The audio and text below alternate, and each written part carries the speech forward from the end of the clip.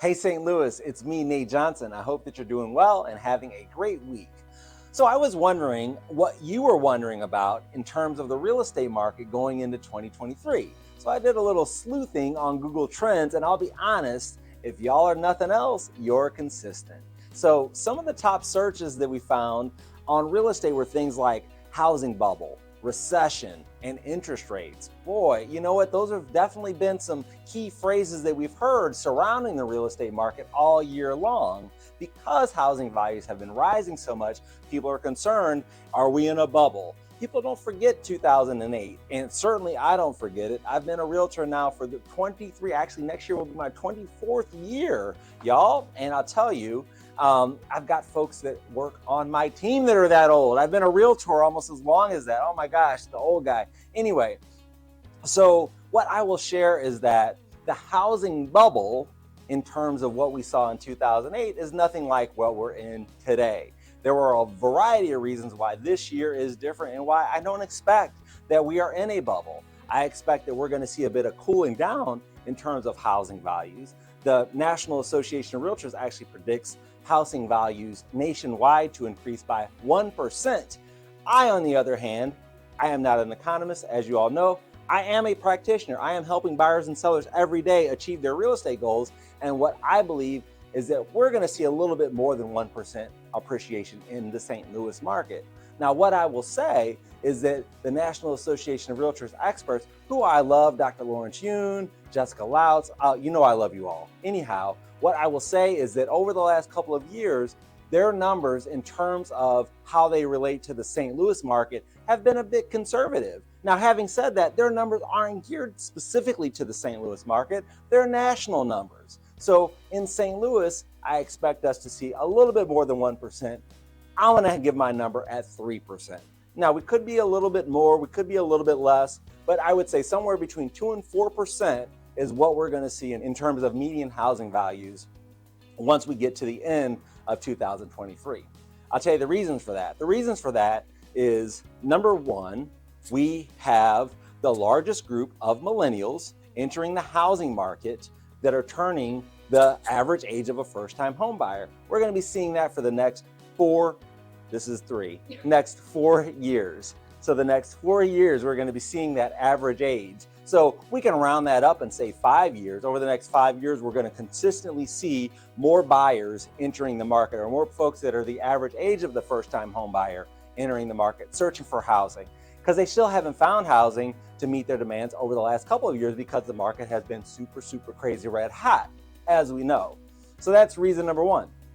Reason number two is because of interest rates, which is the third top thing that you were searching for.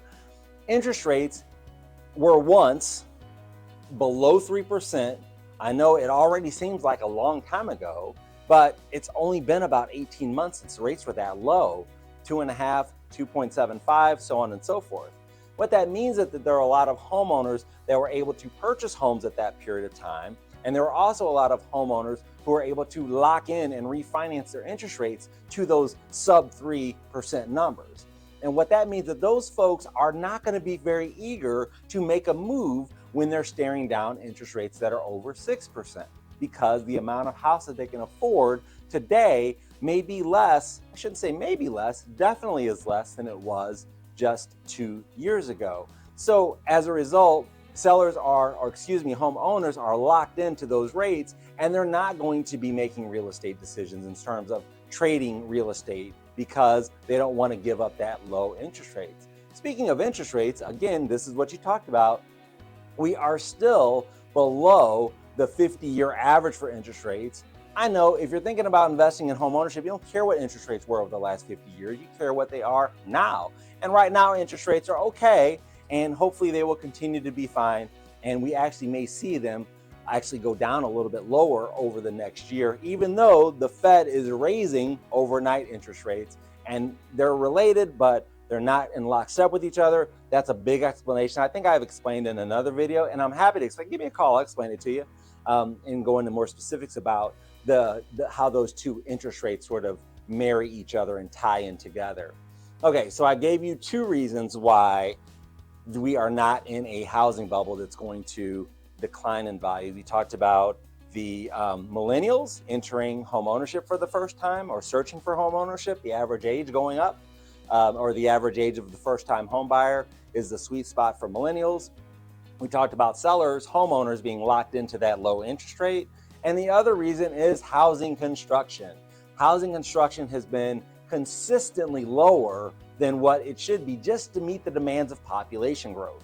So if we go all the way back to 2008, I know we want to forget it, but we keep bringing it up.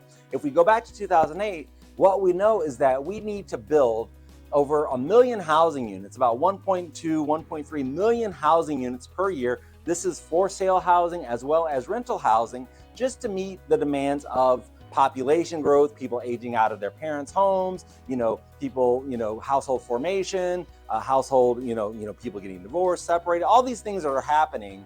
That's about 1.2 million per year. Over the last several years, so since the Great Recession in 2008, we were building about 500,000 units per year. So we were more than half the amount of housing units that we needed, which put us at a deficit.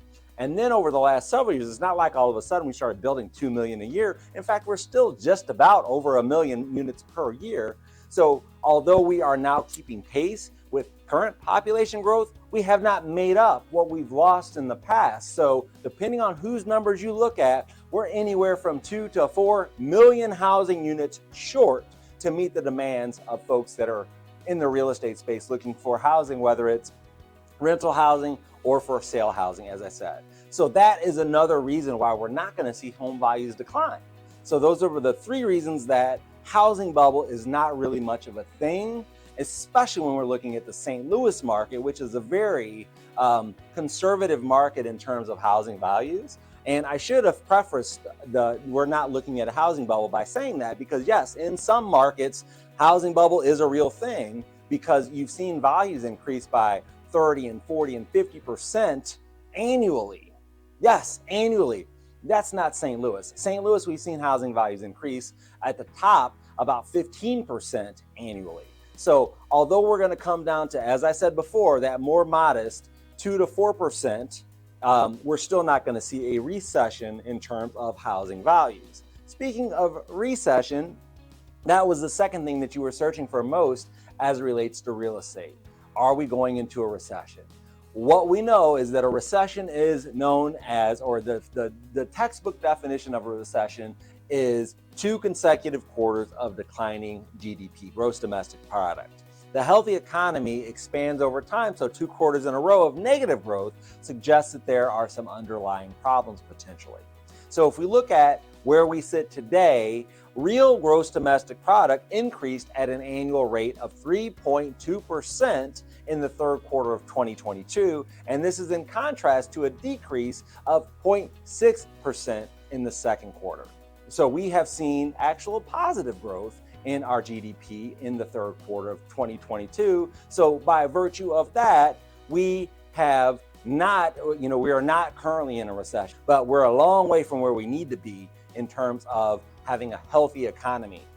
So we're going to see more tightening on the economy, and that is going to result in more job losses. People are going to be laid off, but the reality is that even with people being laid off, it's not a terribly bad thing overall. Every situation is different, I know, but I learned this fact the other day. If you are a college graduate, there is almost 2 jobs. There's 1.7 jobs for every college graduate, meaning there are more jobs than there are people to fill those jobs. So as companies are laying folks off, that may just get us back to a more normalized economy where there's a job for each person, and we get our unemployment rate down at a more reasonable 3 to 4%, which is where it should be.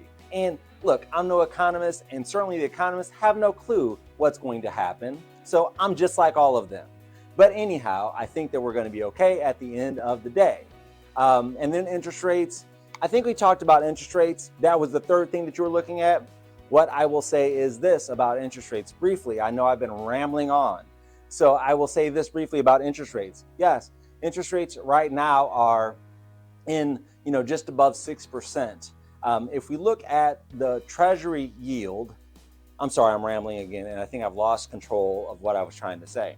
but that's okay because this may get edited out. And if it doesn't, that's all right too, because what I will say is this, is that economists predict that interest rates are going to be somewhere around 5 to 5.5% by the end of 2023. So that is the reality of where we're at. So those are the three things that you're searching for: housing bubble, recession, and interest rates. And that's my take on those things, folks.